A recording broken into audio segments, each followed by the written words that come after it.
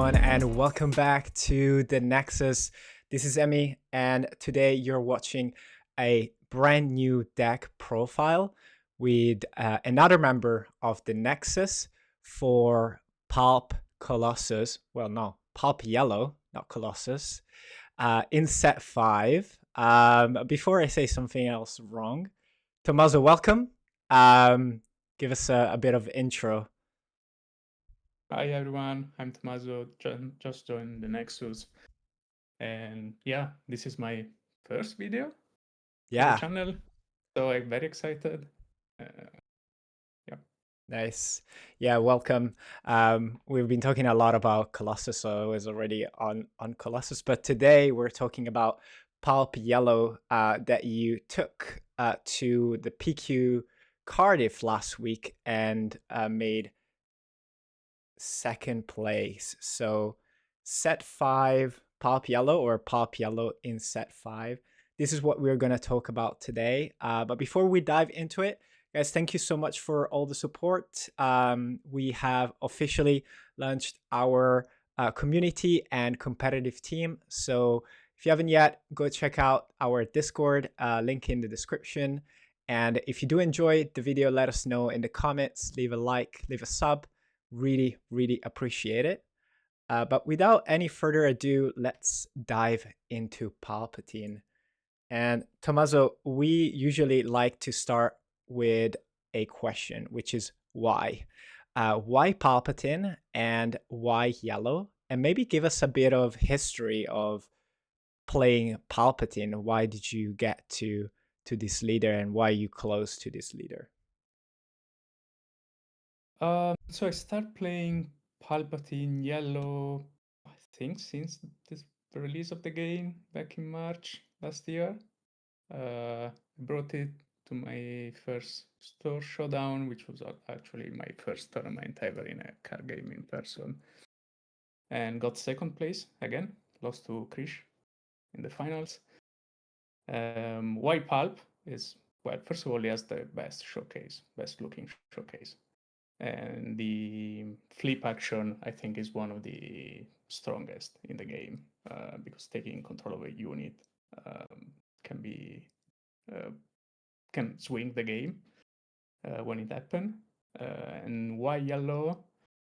Mostly because it has the strongest events in the game, and a lot of those as like flexible and has a lot of synergies with Pulp. Like for example, change of art and sneak attack.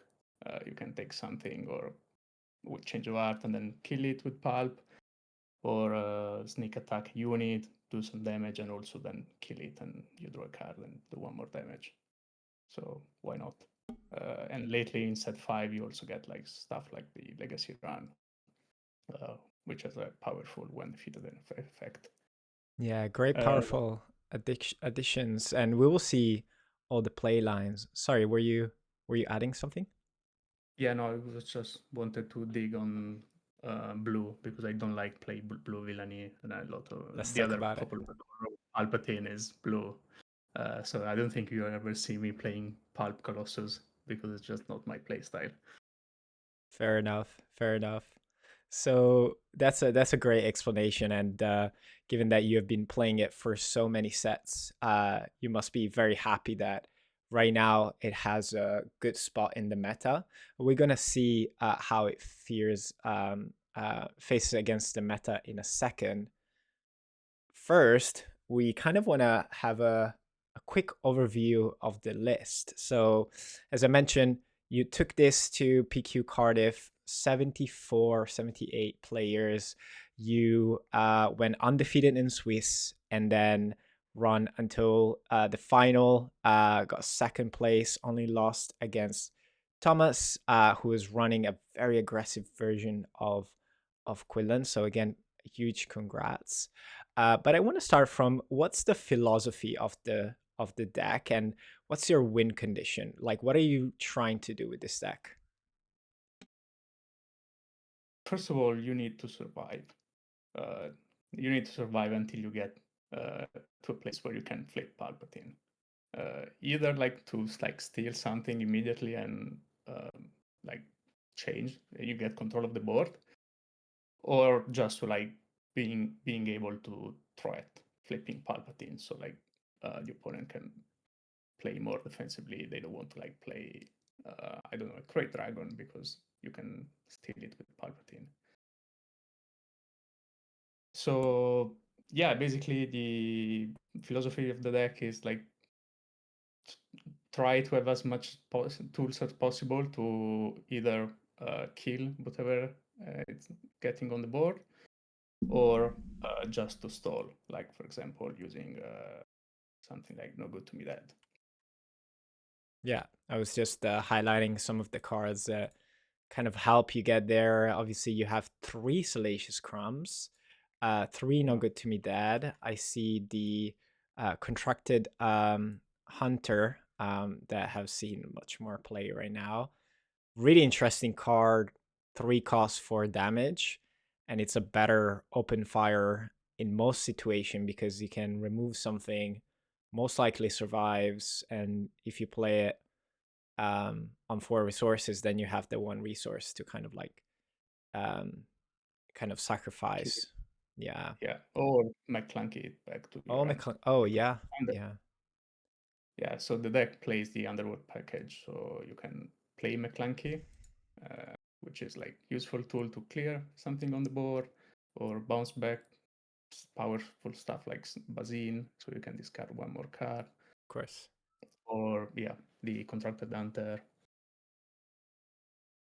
Makes sense. So let's talk about a bit the early game, because you said you need to survive, and to survive you kind of have to deal with your opponent's board most games, unless you're against hard control. What's your ideal uh, opening hand or initial like couple of turns? So it really depends on the matchup. So every matchup, I think, with Palpatine is very different, and you want to see different things. So in general, if it's a fast deck, maybe something that is playing on the ground, you want to see something like Aura Sing, because I cannot trade with like something with a, I don't know, Battlefield Marine, and she survives as well. You kind of almost want to see ramp. So ideally, maybe something like Aura Seeing into a Super Laser Tech, it's or a resupply, it's great. In other matchups, you maybe want like something that does indirect damage, like Boba. You want to see a Salacious Scramble more than Aura Seeing, because they play mostly space stuff. Yeah, I So guess against space tech, Boba must be like a nightmare Salacious Crumb, right? Because you're soaking 2 damage, you bounce, and then you heal 1 as well. Um, yeah, this must have been really good Salacious against the Bobas. is amazing. Or yeah, against like space decks, you also want to see the early ships like Elite P-38, or even the TIE Dagger. If you manage like to play a 1 cost or 2 cost unit that you can ping with Pulp and then play TIE Dagger for 3 damage, it's always nice. Yeah, and you talked about the No Good To Me Dad, which play the full package of. That really helps you stalling, especially now that I feel like the meta sees, you know, less aggro and more. We've seen like Boba deck, we've seen the hand to blue coming back quite a bit, so it's more like big units. And so if you are able to deal with 1 unit at a time is good enough. So you open up, you have that little control package into ramp. What's the goal of the mid game then? How does the game proceeds from there? So from there, you basically want to see Legacy Run. You can either play it at 5 and then either kill it the turn after with Remind Palpatine, us or what it does. Because Legacy of Run is yeah, 3/3 cost 5. When defeated, you distribute 6 damage among units. Don't remember if it says enemy units, I think it says. Um, so if you play it for 5, next turn you can trade it. So you do a total of 9 damage, or you can, maybe attack with it. If it survives, then you can also kill it with Palpatine power. Yeah, makes If you don't see it for 5, you can also play it next turn for 6, and then you kill it immediately, and you basically do a mini overwhelming barrage for 7. But 6 resources for 7 damage and 1 card. yeah, that's pretty good. Yeah, following that, you probably want to play a Change of Art. Ideally, well, Change of Art is a bit weird one because ideally you want to kill the unit you take control of, so you need 7 resources. So most of the time you kind of want to play when you have at least 7, so you can take it, maybe attack, and then you kill it with Palpatine. But you can also play it for 6 if it's maybe can trade on something else. So that's something you always like to see. And then for 7 or 8, you play Vader. So Vader helps you set up the Palpatine flip. Because like if you play for 7, maybe you ambush, you play one of your cheap units. The deck runs a lot of 2, 1, and 3 cost units. So there is a lot of stuff you can find from Vader. And then if you have the extra resource, so if it's the Palpatine flip turn, you can always kill whatever you found from Vader. Yeah, the Do the damage, flip Palpatine. the Vader play in the stack in particular, I mean, the card has been a staple since the release. But in the stack in particular, you have a lot of um, options to play 2, even 3 cards. You know, if maybe go double ISB and Salacious. But you can also do Bazine and Salacious, Bazine and ISB, or the Aura Sing. As well as go 1 and take out that tie dagger that combined with Vader can give you like 7 damage if there's a big unit or leader that you need to remove with the swing. So it seems like Vader in this stack in particular is really really impactful, even more than normal. Yes, Vader is the one card you want to see by Mm. the time you get to 8 resources. And So, then in late game, you have the Reinforcement Walker that help you. Um, um, Healing is, excluding Slasher Scram, is the only healing you have in the deck. And by the time you get to 8 resources, you will have a lot of damage on the board. mhm. Uh, but also helps you against control decks to like draw more cards. Mm. Because maybe you need to find the Devastator that you want to play at 10. Yeah, so the Devastator and Reinforcement Walkers are pretty much your win condition, would you say? Like you reach the late game where you have kind of I like would probably include Vader as well in the win mm, condition. Playing another Vader, finding Aura Seeing, and one cost unit, you're threatening like 8, 9 damages on board, mm, which is equivalent to makes a sense. Devastator. Yeah. We've seen you like also making good use of sneak attack. So sneak attack, for 2, you can play a unit costs 3 less and enters ready. Um, we have seen it. I've seen you playing it on Devastator, on Reinforcement Walker. I think.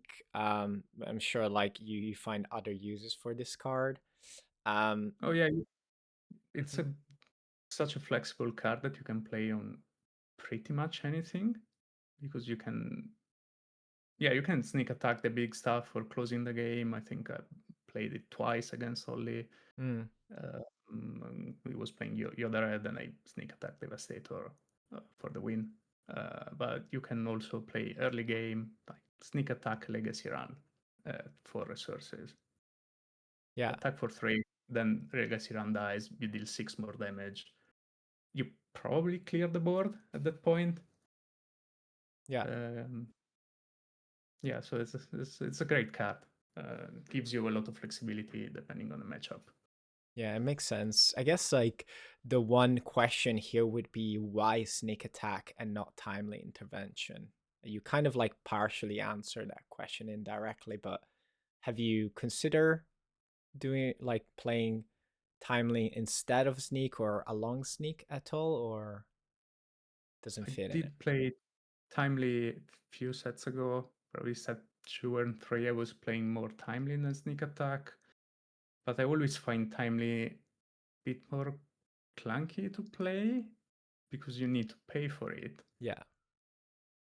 And most of the time you want to resource it, so you need to pay 2 extra on top of the card that you want to ambush. Mm-hmm. So like Timely Reinforcement Walker, you need to get to 10, which is not granted playing Palpatine if it's a fast deck. Mm-hmm. While you can sneak attack the Reinforcement Walker for 7 and you heal 6. Mm-hmm. Yeah. Also, sneak attack like synergize a little bit with Palpatine because you can always kill your own unit and draw a card. So you play 2 cards, but then you get one Draw back. card. So you're only Yeah. down one. It makes a lot of sense. Let's talk about the card that we're going to use for clickbait. So thank you so much for running a single copy of it so we can put it on the thumbnail, which is Final Showdown, a legendary card from a couple of sets ago, I think. It was a Shadow of the Galaxy where it came out. Yeah, I think so. Yeah, what does this card say?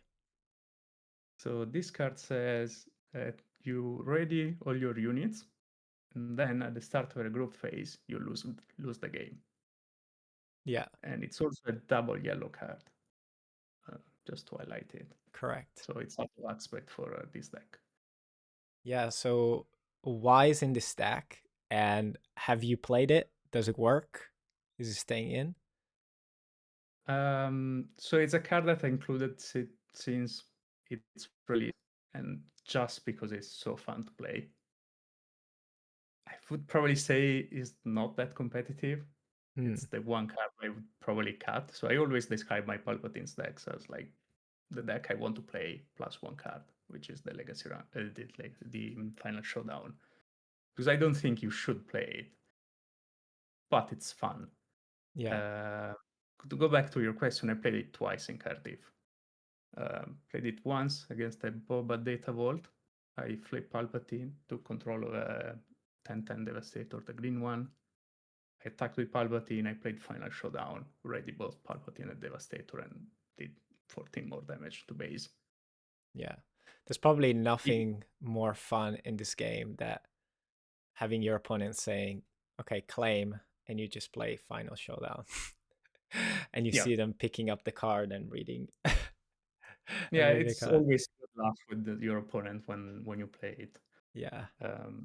So yeah, in that game with Boba Data Vault, I allow me to win the game that turn, but I was probably going to win the game anyway, so I Yeah, that wouldn't was say. my follow-up question was like, isn't this a win more card, you think? Or No, not really. I played a lot of time in the past where I would have lost the game if I didn't have gotcha. Final Showdown. I did play once more in Cardiff against the Yoda Red, and I was going to lose the game. I was very behind, and I managed. I had 15 resources, so I played Vader ambush to kill one unit. I found Aura Singh and I think ISB agent, something like that. And I had already a Devastator in play, and then I used the last 8 resources to ready everything. So it was total of 19 damage on board. Yeah. But he had the Sentinel to stop me. He had 19. I needed to deal 19 exactly. So Wow. he had the Sentinel. I didn't win the game, but it was my only hope to like win the game. Yeah. So it would have been sick play if it worked. I was going to lose anyway. Yeah, it's really, really interesting. One thing I want to talk about before we talk about matchups is the sideboard. In particular, I want to start from a card that I thought it would be like an auto include, Mole. mole unit that you're not running in your main. Instead, you have one Cad Bane. Um, so why is mole not in the main, and when is it coming in from the side? So Mole and Cad were the two cards I kept swapping, coming up to the PQ, and I ended up keeping Cad because I thought it was a bit more flexible in more of the matchup that I was expecting. So like if you have a space deck, I won't probably want to see Cad instead of Mole. Or maybe if they play a lot of upgrades, I kind of prefer Cad because they also remove the upgrades. But yeah, probably we'll talk about it. I think I should have run Mole since given how much I played Cad in the tournament.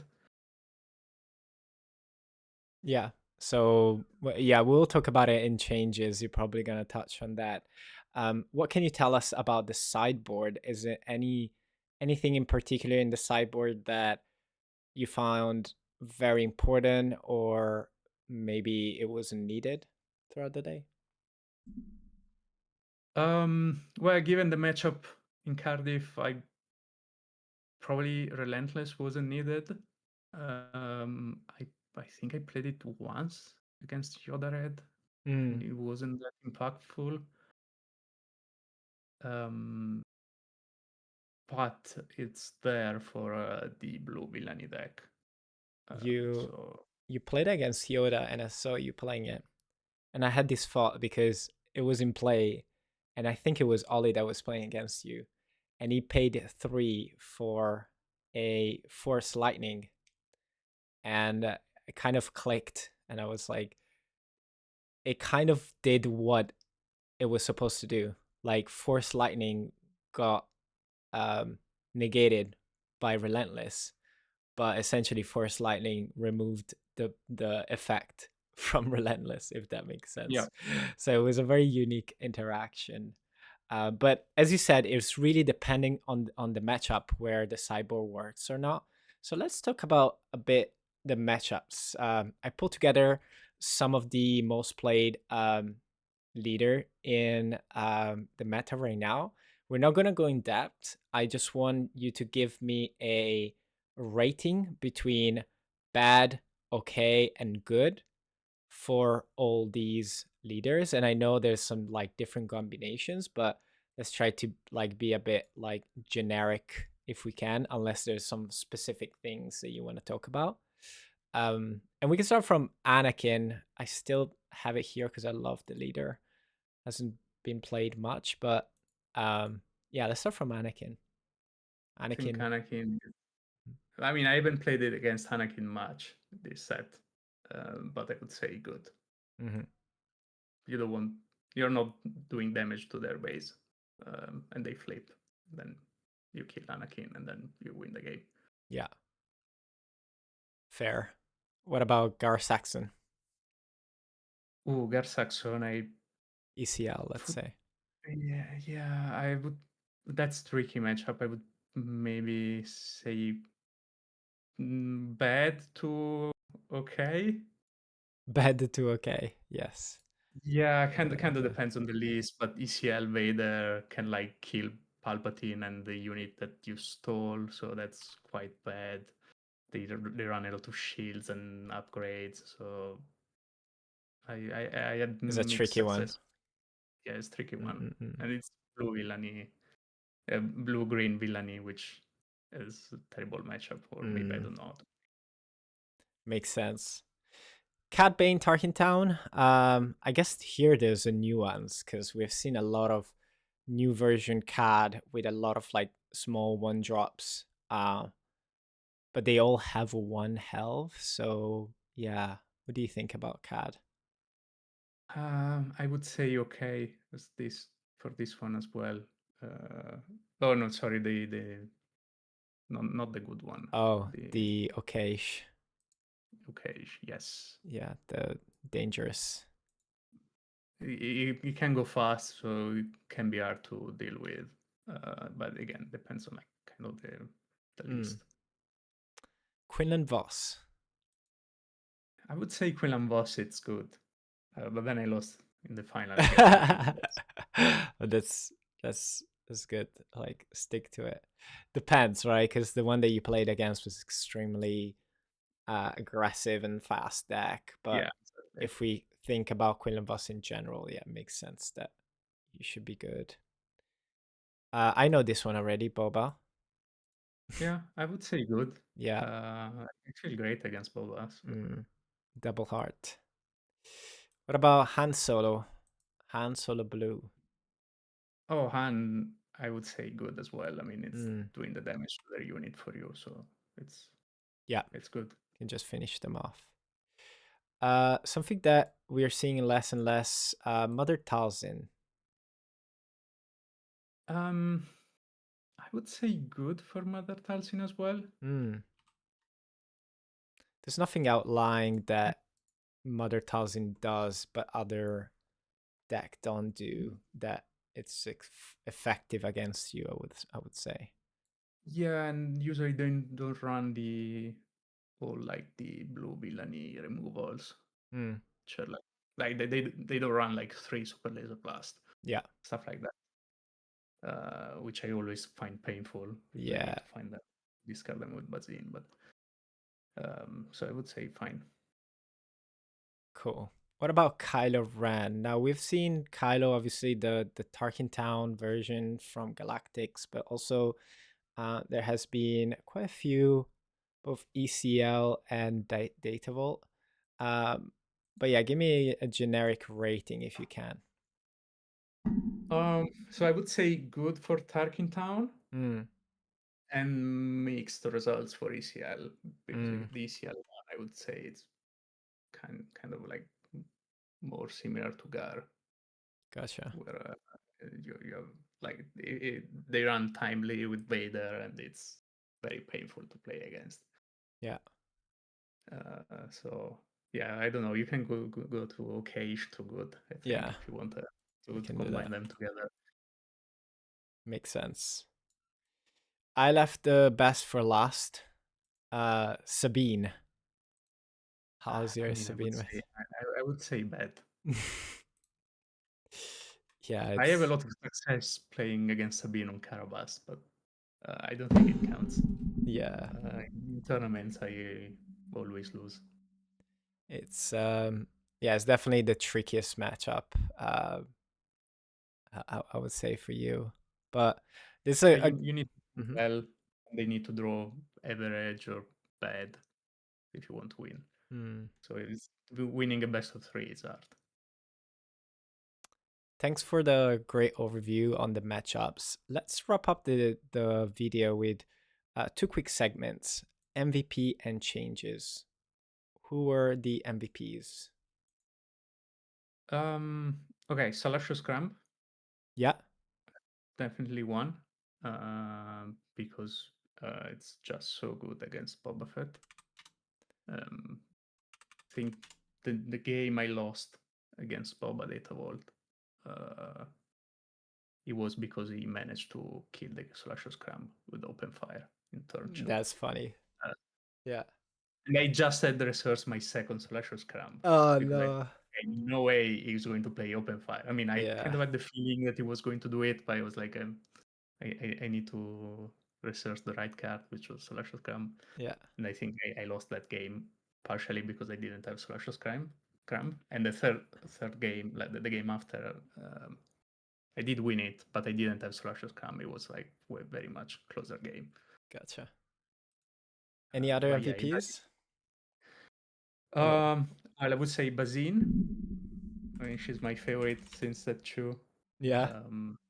Discarded so much stuff in Cardiff. I think first game against Chancellor Palpatine, we discarded each other so much stuff with Bazin. I got rid of all the Shin Flurry so he couldn't ambush the Vader, which helped a lot. And the third one, probably Sneak Give you Attack. one more. Yeah. Sneak. Sneak Attack has won me quite a few games in Cardiff. and it's also like such a flexible card if you want to like just manage the board. Makes sense. Yeah, we've seen some great plays. Oh, and also it's not a card, but the MVP is also the being able to pass using the pass action. Okay. I do a lot in Palpatine.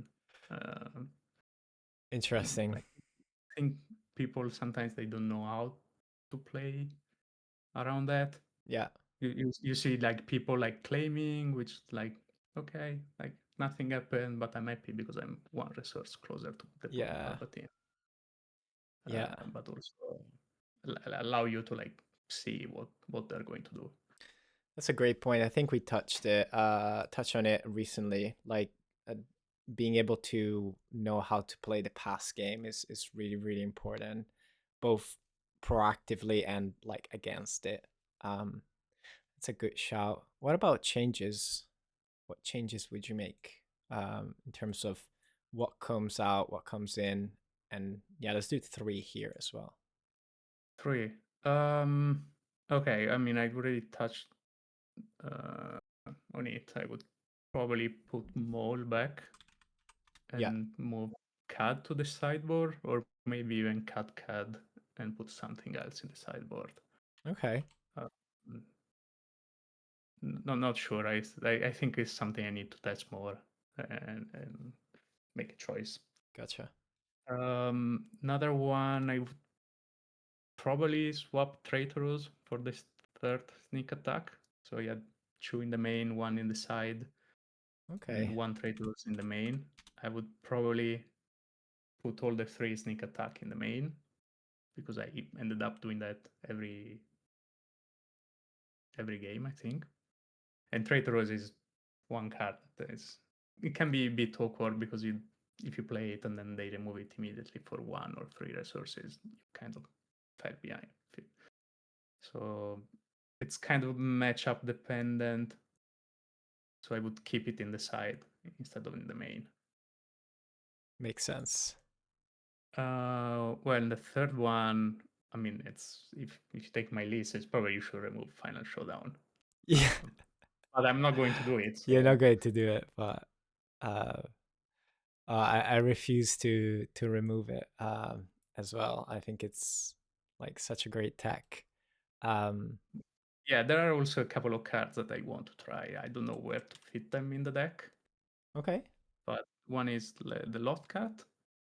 Okay. I think um, I've seen it playing in other Palpatine lists. I think Yeah. Lucas suggested as well, and I think it could be powerful card uh, because the when played and when defeated effect are very nice. Yeah. Very It's just interesting. you cannot take it from Vader, so it's a bit awkward. Mm. Yeah, I can imagine there's a lot of space between like green and yellow. Um, let's wrap up. Do you think you're going to play more Palp Yellow? Are we gonna see you playing it more going forward in set 5, or is there any other maybe Palp deck or any other decks that we should be looking forward to see you playing? Oh, that's a good question. I mean, if you're going to see me play Pulp, it will be yellow. I can say that. Still don't know if I'm going to keep playing that for the rest of the season. I think my next big event will be Munich, so there is quite a long time Sometime. to Yeah. prepare. But yeah, I want also to try maybe something else. I was happy with my result with Pulp. I was finally I managed to do well in a PQ playing Pulp, so Yeah. uh, be No, time to play something else as well. you did amazing. Again, huge congrats on the second place finish. And this weekend, you're going to what I believe is the first limited event in Europe. Is that I think right? so. I think Mm. there was one in the US Yeah. already, at least one, but I think it's the first one in Europe. Yes, Where is that? that will be Sunday in Turin, In in Turin. Italy. Nice.